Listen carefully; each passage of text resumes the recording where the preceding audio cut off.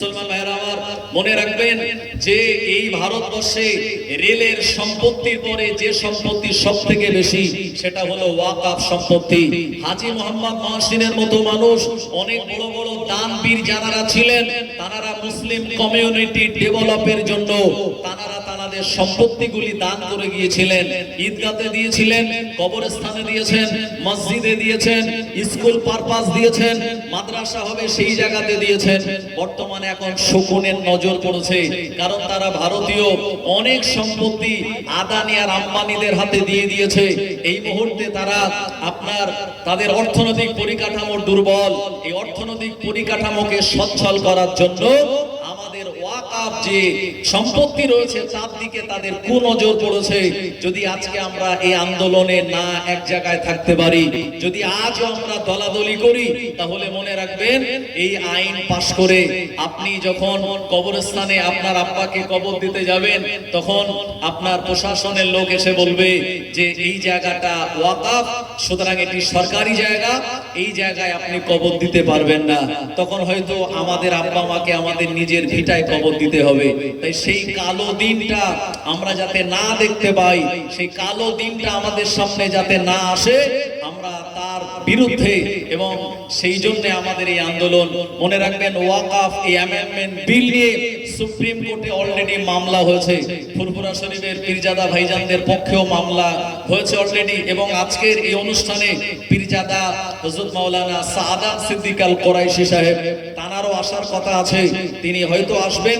তো যাই হোক, আমাদের এই আন্দোলনের সঙ্গে ফুরফুরা শরীফের পীরজাদা ভাইজানগণেরা তানারাও আছেন, এবং বিশেষ করে ছোট হুজুর রহমাতুল্লাহ আলাইহির যিনি অন্যতম নাতি, হরিণখোলা দরবার শরীফের অন্যতম যিনি আলেমে দ্বীন পীরজাদা হযরত মাওলানা মুহিবুল্লাহ হুসাইনি ভাইজান, তিনি এসেছেন আপনাদের কাছে আলোচনা রাখবেন। তবে আমার মূল বিষয় হলো এই ভারতবর্ষে 200 বছর ইংরেজ যে শাসন করেছিল, 200 বছরের ইংরেজ শাসনে হিন্দু মুসলমান কাঁধে কাঁধ মিলিয়ে সেদিন ব্রিটিশদের বিরুদ্ধে লড়াই করেছিল।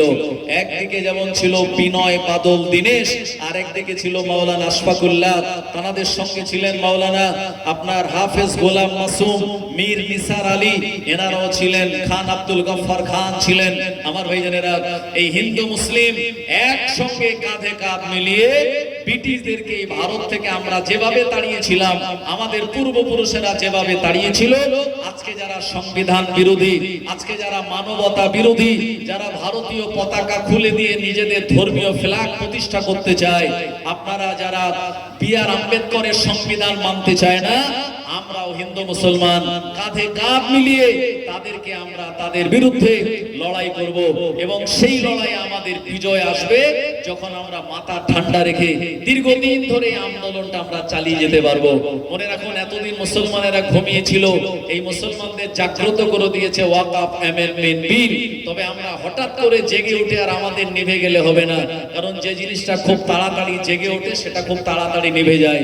তাই আমরা বিরাট বিরাট আন্দোলনে যাব, তবে সেই আন্দোলনের সব জায়গাতে আমরা অংশগ্রহণ করে শান্তির বার্তা দেব। একদল মানুষ চাইবে আমাদের মতো মাথায় টুপি দিয়ে তারা মন্দির ভেঙে দিতে। ভাই, মন্দির ভেঙে দিয়ে তারা এটা সাম্প্রদায়িক একটা বিরাট ঘটনা বলে প্রচার হবে, এবং সেই জায়গায় মুসলিমদেরই ক্ষতি করার চেষ্টা করবে যারা, তারা এই সমস্ত সংবিধান বিরোধী যারা, তারা।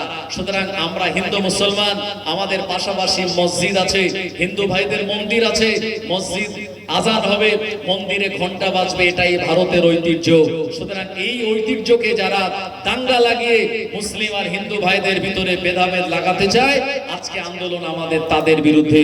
সুতরাং আমরা এই আন্দোলনকে সর্বাত্মকভাবে সফল করার জন্য আগামী 26 এপ্রিল সবাই নিজ নিজ দায়িত্বে ব্রিগেড ময়দানে যাব, এবং সে জায়গাতে গিয়ে আমরা আন্দোলন করব, এবং সেখানে অনেক নামি দামি বক্তারা আসবেন, তাদের আলোচনা শুনবো।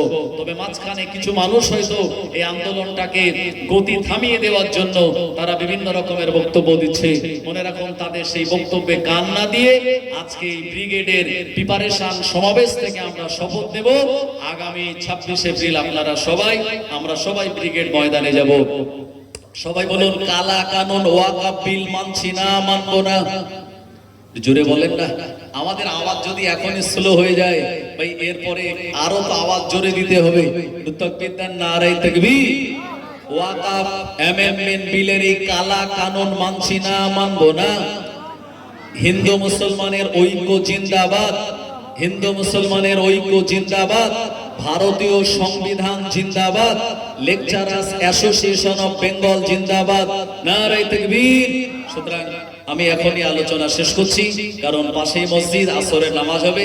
নামাজের পরেই বিভিন্ন আলেমে দ্বীন, বিশেষ করে হাইকোর্টের আইনজীবী সাহেব এসেছেন, সোহেল বাবু এসেছেন, মাননীয় আবির চ্যাটার্জি সাহেব, তমাল চক্রবর্তী সাহেব, সবাই এসেছেন।